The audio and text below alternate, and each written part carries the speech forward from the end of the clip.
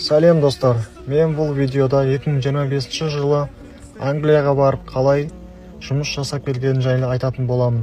Ең алдымен достар, Ұлыбритания елі ұсынған ресми сайттар бар. Арнайы осы сезондық жұмыс үшін фермада жұмыс жасауға арналған. Осы ресми сайттың барлығына анкета толтырып шықтым.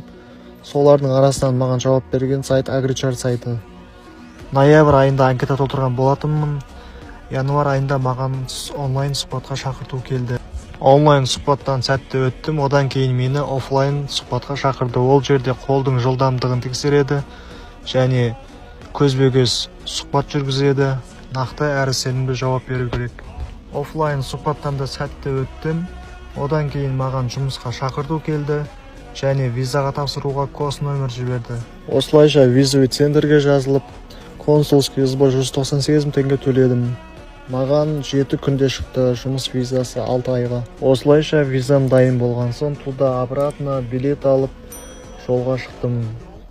Билеттің бағасы 360 мың теңге болды. Алматы-Эдинбург бағыты бойынша 16 сағат ұштық. Бізді аэропорттан ешкім күтіп алған жоқ.